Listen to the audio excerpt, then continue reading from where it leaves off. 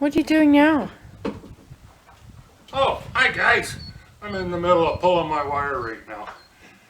Welcome to my channel.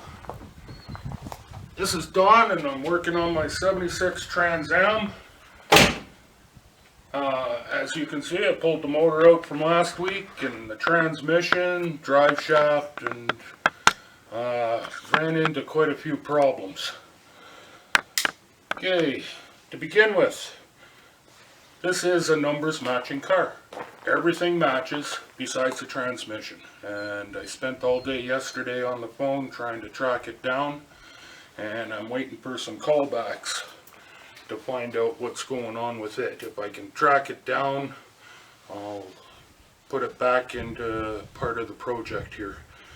That one's out of a 1981 Z28, so similar but years off. So I've got 3 out of the 4 numbers matching. That one, the VIN number, this one,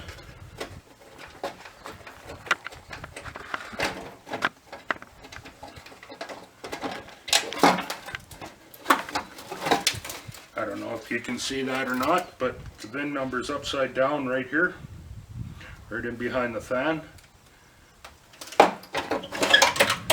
Oh, there you go. Now you can see it. And the last one is on the engine block right here. This is a 76 455 numbers matching engine. So basically you got to replace a clutch and go that way for the engine. The carb needs to be replaced, the distributor needs to be replaced. The reason why it was probably popping and farting is because the distributor is all rotted out. There's no vacuum that could get to it to advance it. So anyways, I'm hopeful with that. So this is going to be turned into the 76. I'm still deciding if I want to keep the 4-speed or go to a 5-speed. And I've also run into a couple other little issues that I got to deal with. This has to be sandblasted and cleaned up properly. I'm not quite sure. Right now it's a movable car, which is great for me, so I got room to work in my garage. And I'd like to keep it that way for a little while, but I also want to get this project done. So I can either take it off this car, put it on this one, and then this one will be movable. And then I can power wash it and sandblast it and do all that, but I'd like to do it when it's apart, is the dilemma I'm running into.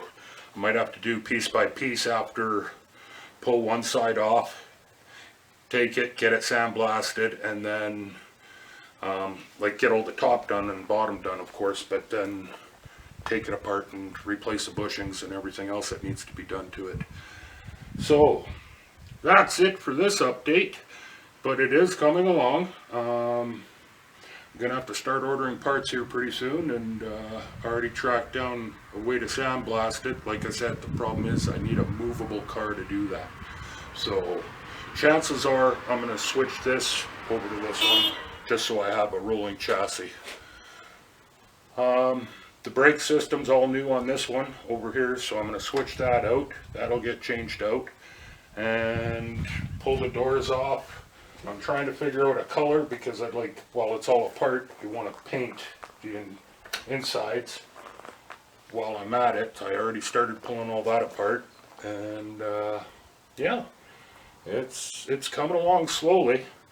Like I said, this won't be paint and body work or the interior. The interior is actually in pretty good shape.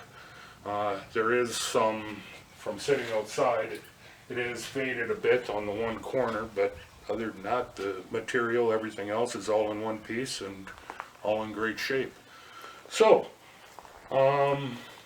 yeah, that's what I'm up to. Thanks, guys. See you next week.